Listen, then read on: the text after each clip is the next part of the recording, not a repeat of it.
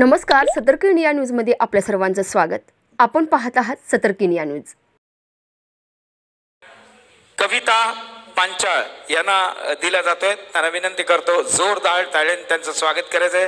कर्तृत्ववान महिला पुरस्कार दिला जातोय। जोरदार टाळ्या आदरणीय खासदार राहुलजी शेवाळे यांच्या शुभ हस्ते आणि सन्माननीय सर्वच मान्यवरांच्या हस्ते हा पुरस्कार दिला जातोय। माझ्या बरोबरचे जे आहेत सगळे गावकरी त्यांनी सुद्धा इथं यावं अशी माझी विनंती आहे। म्हणजे जे कोणी आहेत माझ्यासोबत आलेले त्यांनी यावं, कारण हा पुरस्कार हा त्यांच्यामुळेच मला प्राप्त झाला आहे आणि ते आहेत, त्यांचं सहकार्य आहे आणि म्हणून हे काम सुरू आहे। नमस्कार। काल रोजी जो मुंबई या ठिकाणी पुरस्कार सोहळा झाला त्या ठिकाणी मला धगधगती मुंबई या तर्फेने आयोजित केलेल्या पुरस्कार सोहळ्यासाठी पुरस्कार्थी कर्तृत्ववान महिला पुरस्कार या पुरस्काराने मला सन्मानित करण्यात आलं। त्याबद्दल प्रथमतः धगधगती मुंबईचं मी खूप खूप आभार मानते। आणि विशेष म्हणजे हा पुरस्कार मला प्रदान केला तर हा पहिला जरी नसेल तर प्रत्येक पुरस्कार हा माझ्यासाठी पहिला पुरस्कार आहे।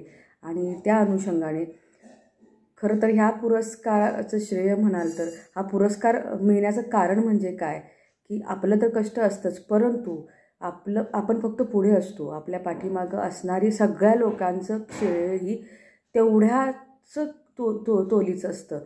म्हणजे हा पुरस्कार मी पूर्णपणे म्हणजे आतापर्यंत जेवढे काय पुरस्कार ते मी पूर्णपणे सगळे पुरस्कार माझ्या गुरुचरणी गगनगिरींच्या चरणी आणि माझे सासरे म्हणजे महामंडलेश्वर स्वामी ब्रह्मलीन महामंडलेश्वर स्वामी आबानंदगिरी महाराज यांच्या चरणी समर्पित करते। कारण याचं काय आहे, कारण स्वामी गगनगिरी महाराज यांचे शिष्य म्हणजे स्वामी आबानंदगिरी महाराज यांनी 1988 साली वृद्धाश्रम सुरू केला। तळोजा या ठिकाणी प्रेरणेतून वृद्धाश्रम सुरू केला, निःशुल्क असा वृद्धाश्रम सुरू केला आणि तो जो रोपटं त्यांनी तिथं लावलं ते रोपटं आता म्हणजे जवळजवळ 36 वर्ष झाले वृद्धाश्रम सुरू आहे।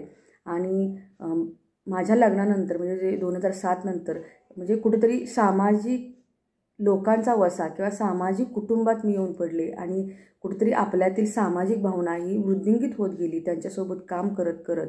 आणि या भावनेतून पुन्हा मी 2006-07 साली मला वाटते कापसेवाडी या ठिकाणी म्हणजे जावली तालुक्यातील कापसेवाडी या ठिकाणी बाबांनी जे महामंडलेश्वर आबानंदगिरी महाराजांनी जे वसतिगृह सुरू केलं होतं त्या ठिकाणी आम्ही पती पत्नी तिथं जाऊन काम करायला लागलो। सासू सासरे म्हणजे बाबा आणि माई इथे काम करायला लागले, परंतु त्यांचं काम हे खूप मोठं आहे आणि महत्त्वाचं म्हणजे त्यांच्यावर श्रद्धा ठेवणारा, खूप निष्ठेनं काम करणारा त्यांचा भक्तवर्ग असेल, भक्त परिवार असेल, आमचा स्टाफ असेल, या सगळ्या व्यक्तींना आहे या प्रत्येक पुरस्काराचं श्रेय माझ्याकडून जातं। कसं आहे, माझा घोटाळा हा फक्त माझे कुटुंबीय नसून हे सगळे जे लोक आहेत या संस्थांशी निगडीत असलेली सगळ्या लोकांना याचं श्रेय जातं।